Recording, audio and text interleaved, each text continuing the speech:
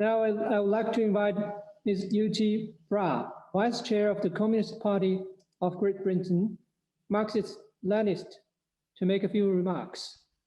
Ms. Brar, please. Thank you, comrades. Your Excellency, Minister, comrades and friends, on behalf of our party, I bring fraternal greetings and solidarity.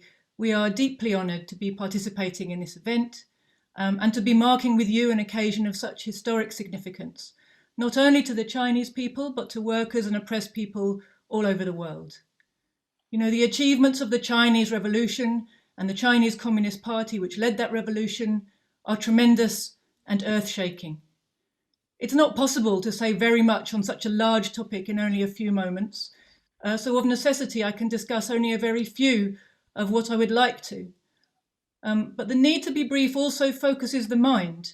What is it that's most significant for me? What do I care about the most when I think about the huge contributions of the CPC and the gains of the Chinese Revolution?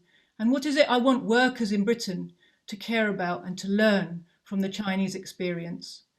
And I think for us, the number one thing we would point to is the way in which China's experience has demonstrated irrefutably the unbeatable combination of Marxist theory with a vibrant mass movement.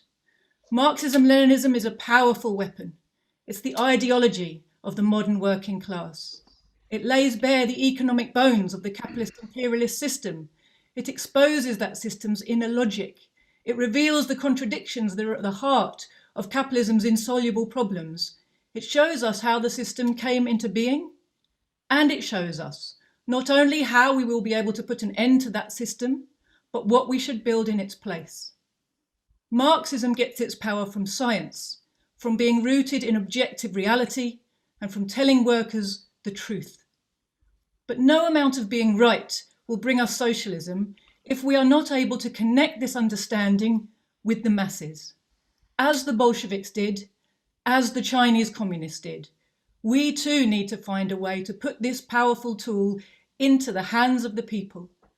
And they need to be organised in significant numbers in order to make proper use of the knowledge that they have gained. The CPC's example showed us unequivocally that both these conditions need to be met. The condition of holding firm to Marxist-Leninist science, and the condition of organising the workers and connecting them with the theory that will enable their liberation from capitalist imperialist exploitation. All the great achievements that have accrued to the CPC and to New China, from the defeat of the feudal landlords at home and of the imperialist colonisers abroad, from the successes of the first 5-year plans, the modernisation of agriculture and industry, the high-speed railways and the Three Gorges Dam, the ending of famine, the abolition of absolute poverty, the telecommunications revolution, space exploration, from new strides in artificial intelligence, the successful fight against COVID-19, all these successes have flowed from the first and most important success of correctly implementing this vital strategy, from successfully connecting Marxism with the masses. And this is a profound lesson that socialists everywhere must never lose sight of. And secondly, comrades, I would like to say a few words about the imperialist drive to war against China, which is something we workers in Britain cannot ignore, especially since our own rulers are at the forefront of those seeking to make trouble between the West and China. China is not targeted because of her economic system, but because of her independence. In the era of imperialism, that is the era of domination of a handful of finance capitalists over the globe, any corner, no matter how small, of the world that dares to hold out for its independence is perceived as a threat to that system and to that rule.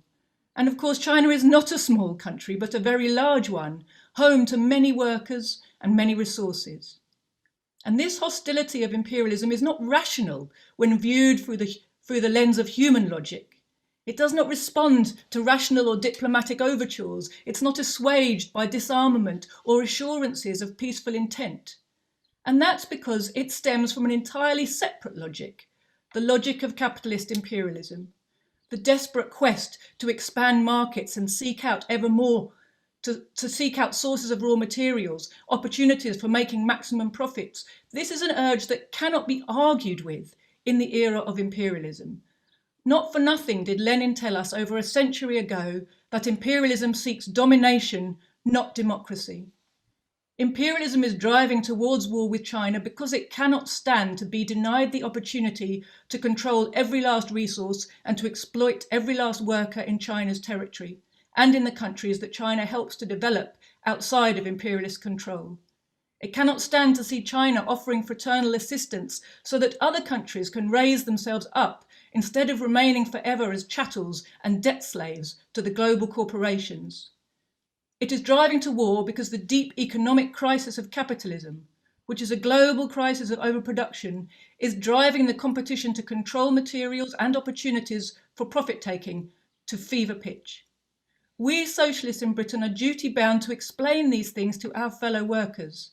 We are duty-bound to show them how our rulers are inundating them with hostile, lying propaganda against China in order to blame China for the failings of the capitalist system and to create a mood of sympathy towards their plans for war against China. We must show our fellow workers that such a war would be very much against their interests and mobilise them by every means possible to oppose the launching of such a war. We must show our fellow workers that the people of China are their friends, not their enemies, and that socialism is our shared future. Comrades, we congratulate you wholeheartedly on this historic occasion. We wish your party and your people continuing successes in preserving China's independence, in building a strong country and a decent and civilized life for every Chinese person. Long may the CPC continue to serve the people. Thank you, Ms. Brar.